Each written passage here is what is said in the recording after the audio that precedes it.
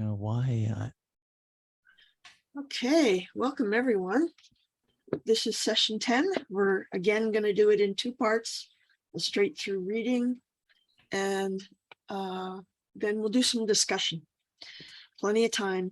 So we're going to have Alan be the first reader, but Ward, why don't you set us up for this?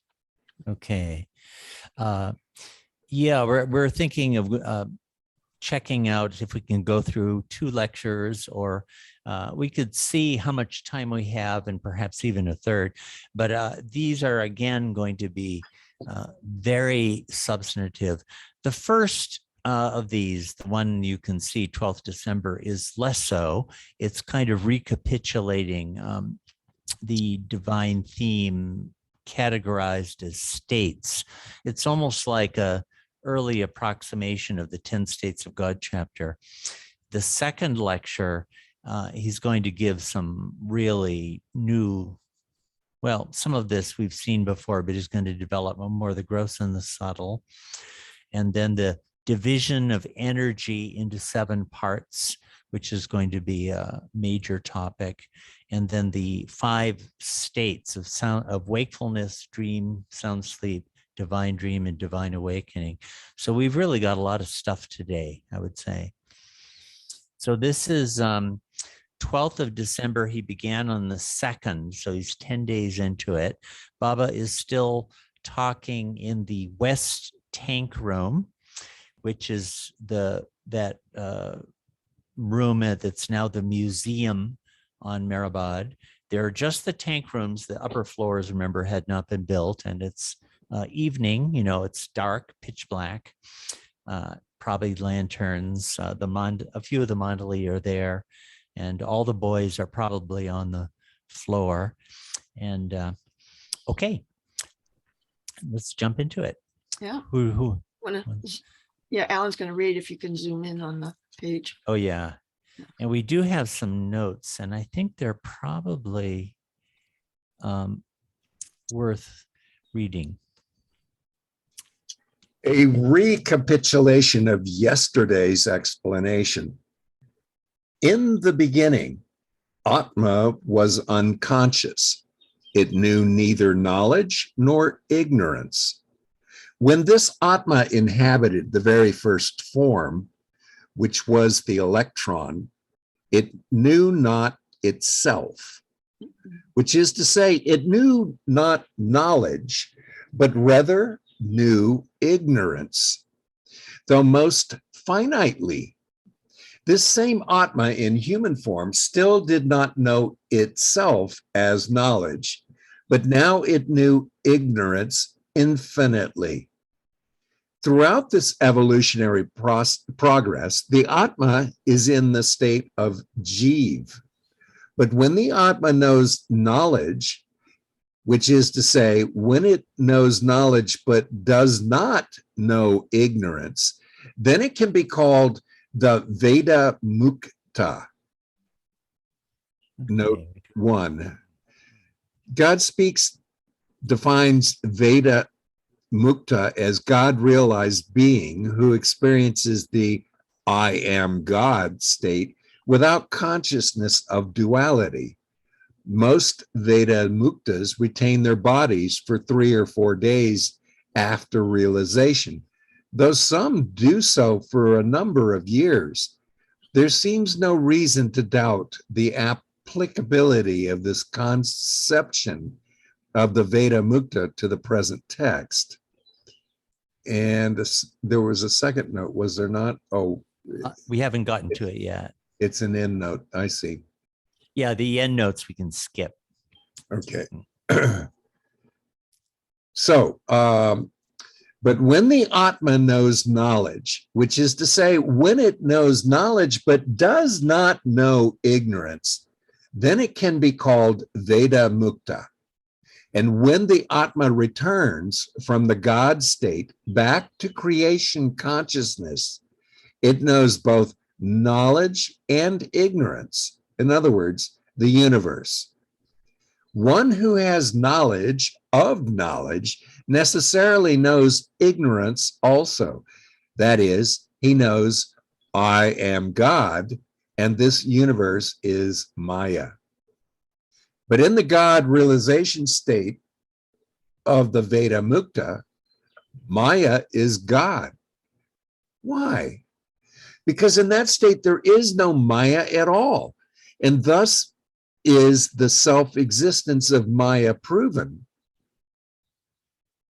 though it is not altogether clear what Baba intends by the phrase self-existence of Maya. Probably he means that Maya is latent and inherent in the reality of God, even in his most original state. Maya is not derivative and created, but rooted in existence itself. For a full discussion of this problem, see the fourth of Meher Baba's essays on Maya, God, and Maya in Discourses, 7th edition, yada, yada.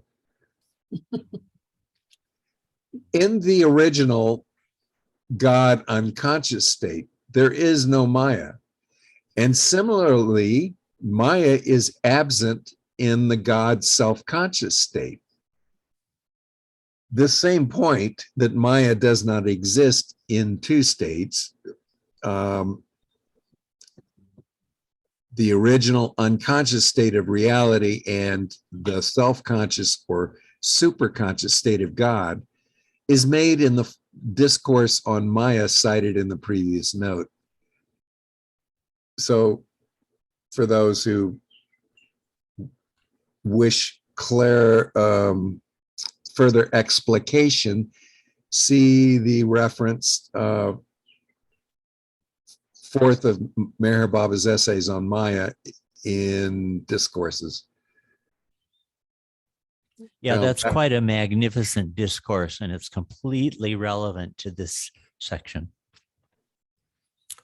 So again, in the original God unconscious state, there is no Maya. And similarly, Maya is absent in the God self-conscious state. But in the Jiva Atma state, as well as in the Shiva state, Maya appears. Now we have this table. The 5 different states of Atma are summarized in Table 3 above. Now, really speaking, Maya does not exist at all, yet it exists nonetheless. So these, how to go over this table, let's see, from 1 to 5 on the left, we're essentially getting the divine theme, the story of the journey of the soul, plus the return to consciousness of creation. So remember how last time Baba gave a figure, basically, of the narrative of the divine theme. So this is covering that same content. So I don't know, Alan, do you want to read columns? I don't know how. Why don't you do it, Ward? Why don't you Hmm. do it, Ward, and then Alan can pick up reading. Okay. When So the first column is the type and degree of knowledge. Remember, Baba's been talking a lot about knowledge. Now we're getting types of it. The next one is the form and identity of the knower, and the name of the state, and corresponding junction in figure 12. And, you know, I'm just going to flash back there to remind you all what that was. That's this chart here. You're all seeing it, right? Mm-hmm. Yep. So this is, you know, A is unconscious God, and then B, C, D are various levels of the Jivatma as it progresses from the original most finite state to human state.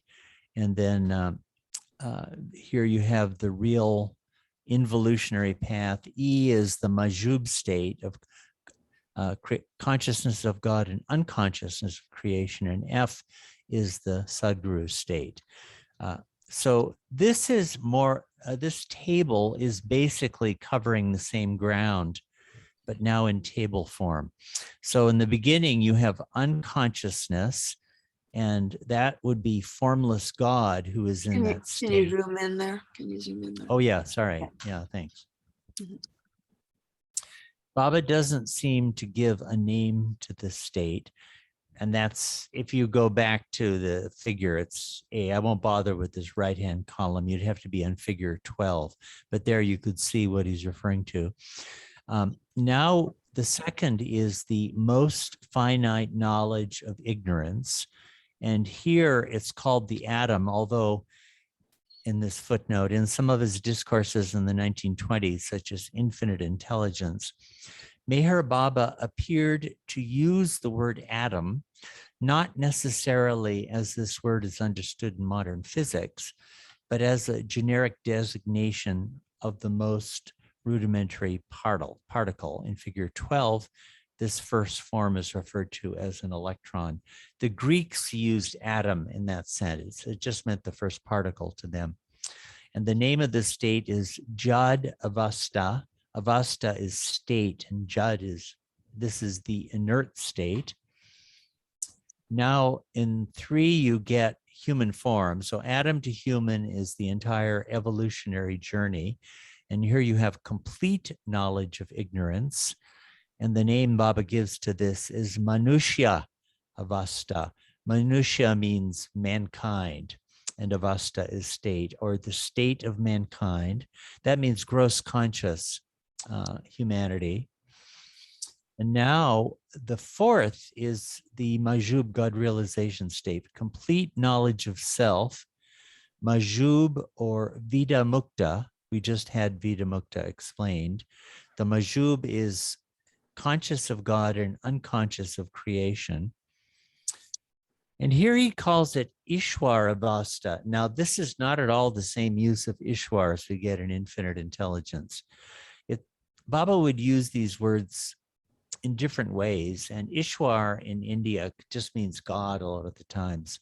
So the state of Ishwar, or God, in Infinite Intelligence, Ishwar is creator, preserver, destroyer, or the third state of God, or the state of God located on the Om point in some of the charts we've seen. It doesn't mean that here. And the number 5, now we get a perfect master, complete knowledge of self and Maya. He calls this a salik. In Infinite Intelligence, he'll call it a salik sadguru.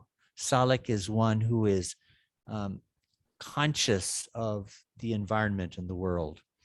And he calls this Shiv Avasta, or the state of Shiv. Again, these are all the terms that appeared in the source manuscript. So this is kind of another, I'll just go back real quickly to, once again, to this. It's a table version of this. This shows the very same stuff in figure form.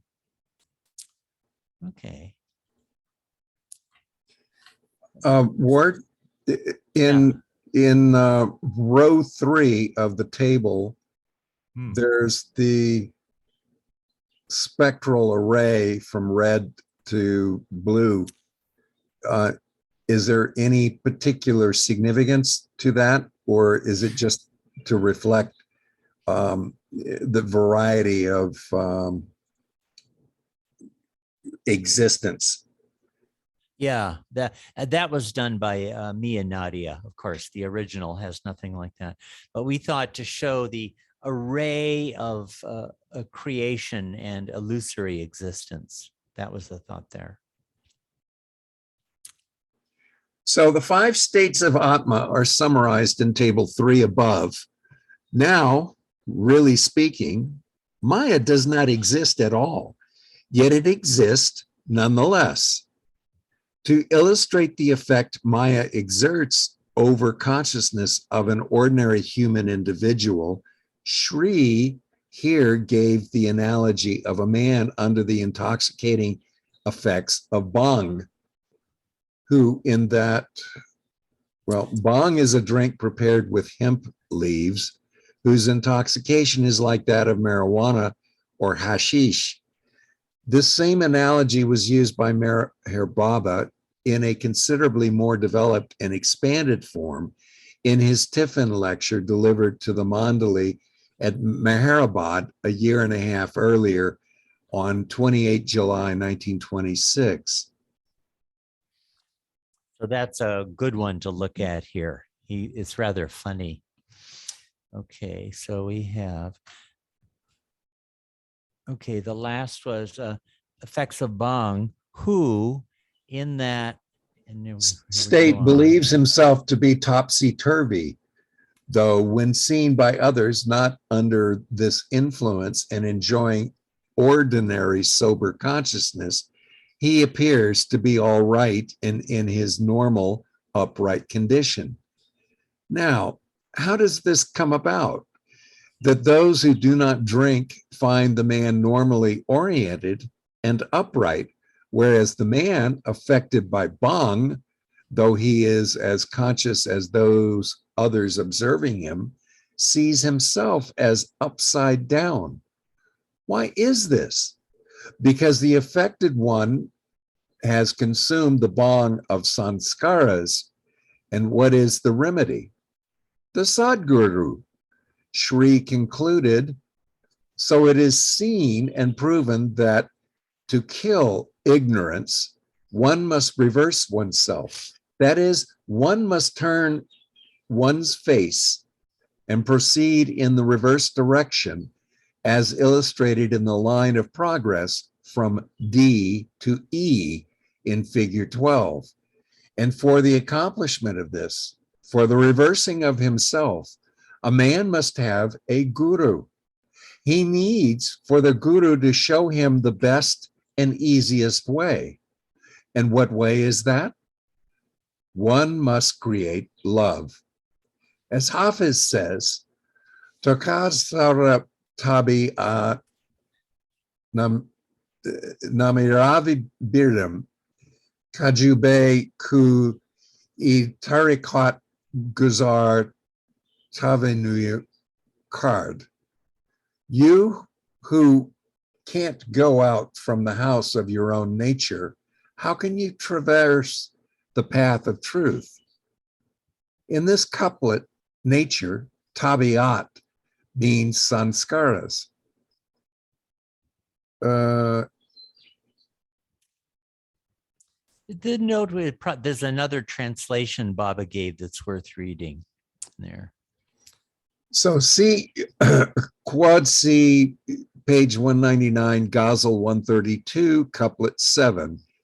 In a discourse cited in The Path of Love, Meher Baba gave the following rendering of this couplet. How can you step on the path of truth unless you step out of the boundary of your own nature? See Meher Baba, The Path of Love. Nice couplet, isn't it? Okay, so that's that lecture. And now we go on to the next day, the 13th of December. The subtle world. The subtle world is the outcome of energy and knowing, or chaitanya. The relationship between the subtle and gross worlds in this respect is depicted in figure 13 below. And here's figure 13. Let's So- have Melissa pick up from this. Thank you, Alan. Good job, buddy. Okay, well, I'll just, so figure 13, Atma, Chaitanya, and the relation of the subtle and the gross universes. We've had a little bit of this before, but now we have the most foregrounded and explicit version. So on the right-hand side, you have the gross universe and the subtle universe. Subtle, as I've been saying in the past, means here the entire invisible inner worlds from the first plane to the sixth. So on the left, it's identical. Atma and Atma, whether you're gross conscious or subtle conscious, it's Atma either way. There's no change there. And Atma goes through knowing or Chaitanya, Baba is using the word Chaitanya as a gloss for the English word knowing, or it's actually the other way. Chaitanya would have been his primary word. And in both cases, whether you're gross conscious or subtle conscious, you do have knowing or Chaitanya in one form or another. But what you know or experience is gross sphere would be form or akash. This question came up yesterday, and here it is again. Akash is space or emptiness, and that's being correlated with form. The emptiness of form seems to be a theme. And on the subtle level, energy or pran. Pran is energy is an English gloss for pran. So that's that table. Okay. The subtle world. The subtle world is the outcome of energy and knowing, or Chaitanya. The relationship between the subtle and gross worlds in this respect is depicted in figure 13 below. Yesterday, we dealt with Atma, knowing, the universe, and Akash. We now mark and take note of the fact, as shown in figure 13, that the Atma and the knowing occupy the same position in both rows. The difference arises in the next column in connection with form, Akash, and energy, Pran. We note further that the subtle universe has connection with energy, or Pran, and the gross universe has connection with form, or Akash. Later, we will go on to prove that the gross is the outcome of the subtle. For now, we will deal with these, the subtle and the gross, separately. Okay. And now we're going to get some keys. All right. Key to figure 13 on previous page. This comparatively simple diagram depicts the relation between the gross and subtle spheres. And in creation and its causes, Baba uses the word subtle to designate the entire inner world from the first plane through the sixth, thus encompassing what in later books he called the subtle and mental spheres. Figure 13 accentuates the point that Atma and knowing, or Chaitanya, pertain equally to the gross and the subtle. In the gross, however, Akash manifests as form, whereas in the subtle, Pran expresses itself as energy. Now let me just check. We might do well to read, let me see. Yeah, let's read a little bit of this. And when we get down below, we'll go back to the figure. Turning to the subtle, we find that in you human beings, both Atma and energy, Pran, are present. When this energy first manifested itself, it divided into 6 divisions. And this note we probably should read. In other genetically related texts, the number is given as 7. Possibly the 6th that appears here is erroneous. Then again, possibly it registers recognition that while the division that occurs within Pran is 7-fold, the 7th division is distinct from the others. For further discussion, see the associated endnote 2. When this energy first manifested itself, it divided into 6 divisions. How this happened and what exactly occurred will be treated later on. Previously, we compared this energy with movement.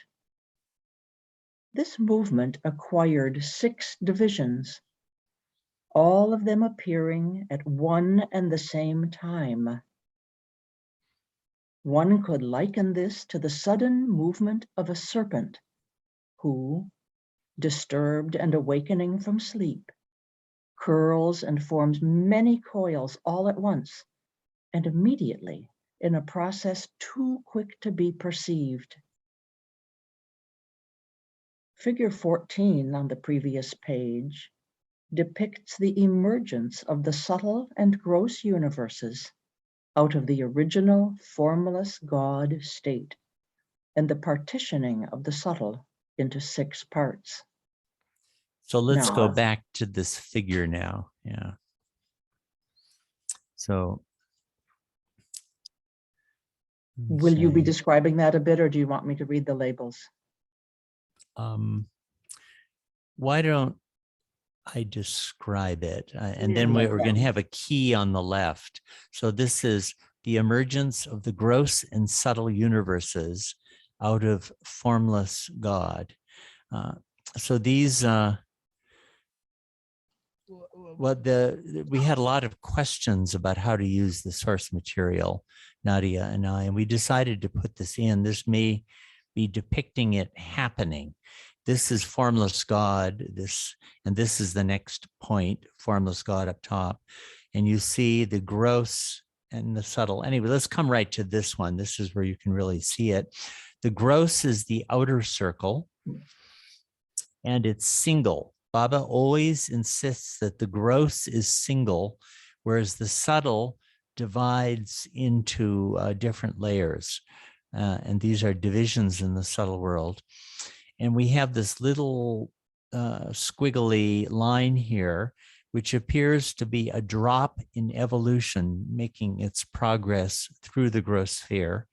In evolution, you're just gross conscious. And here you have the creator point. And in the bottom, there was no source diagram for this, but we just put this in to illustrate what he had just been talking about. The shadow cobra there is the cobra sleeping. And when it wakes, it forms itself into coils. He's been comparing that to what happens in the subtle domain when consciousness awakens. And now we have the key to the figure. If you could read this, Melissa. Of course. Key to figure 14 on facing page. The conceptual core of figure 14 is its central panel, which shows the emergence of the gross universe out of God through the Om point, and the birth of the subtle sphere within the gross.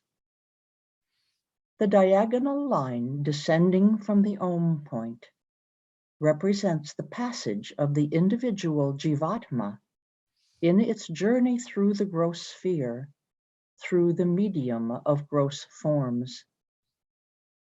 The text of creation and its causes is inconsistent on the number of divisions into which the movement or pran breaks. This particular lecture sets the number at 6, but elsewhere the text tells us that it divides into 7 parts. The central panel in figure 14 has been drawn so as to support both versions. Let me just show you that. We had 6 lines, but there are 7 spaces between Very the cute. lines. Yeah, I we like did it. it that way. The central panel has been drawn so as to support both versions.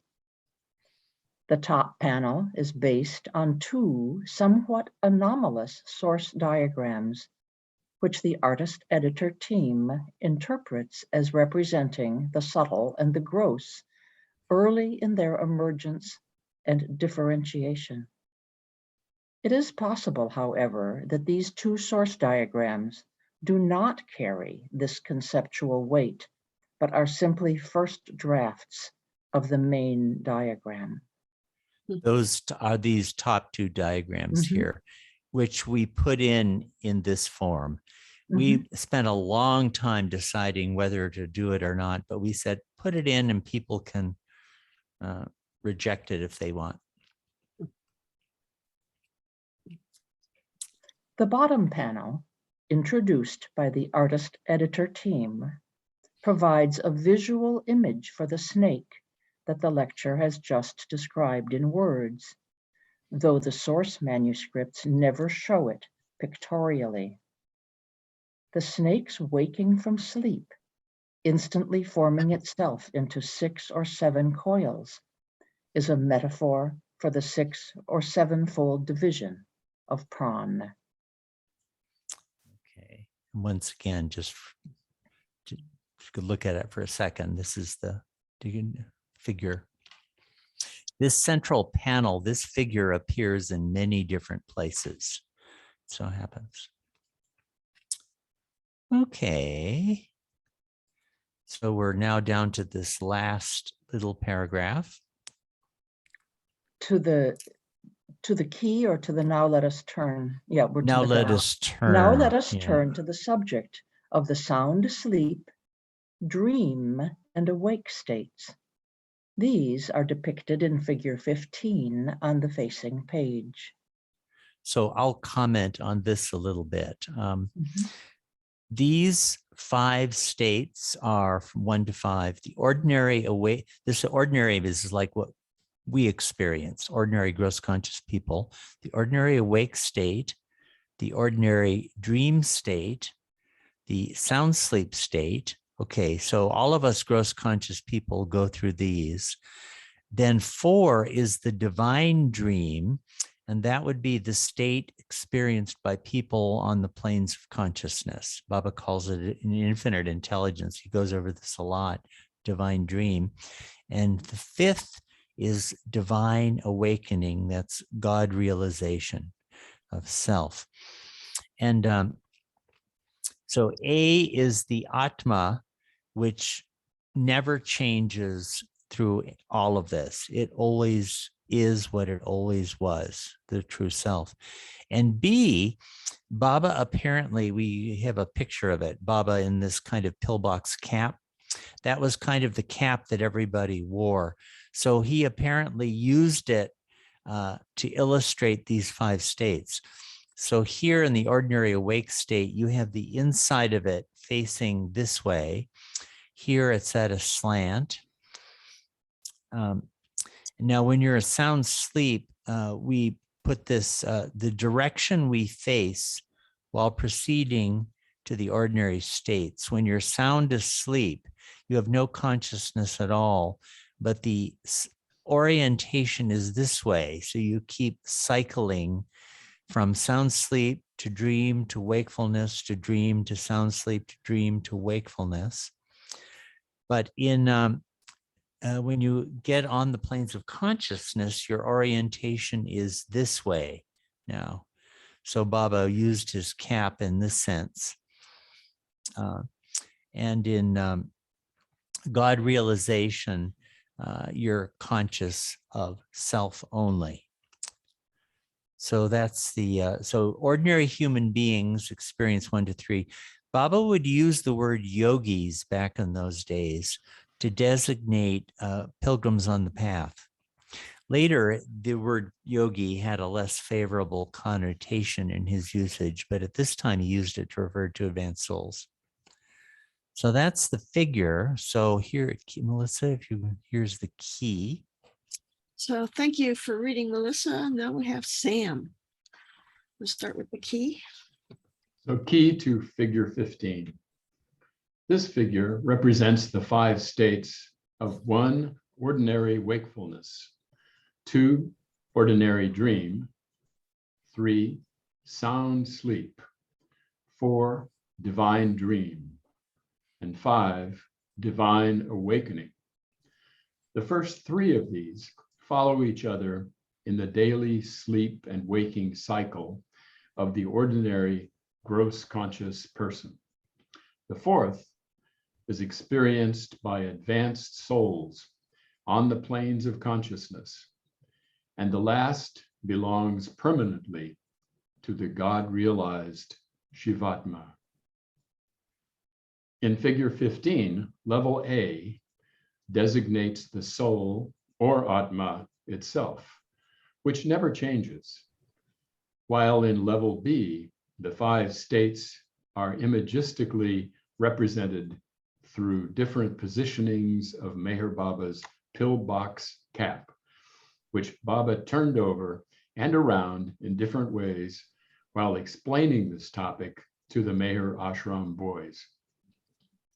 The orientation of Baba's cap signifies the orientation of the soul or Atma during its spiritual journey. When the ordinary man is sound asleep, 3, with the cap face down, the shadow cap to the left turns back towards ordinary gross wakefulness.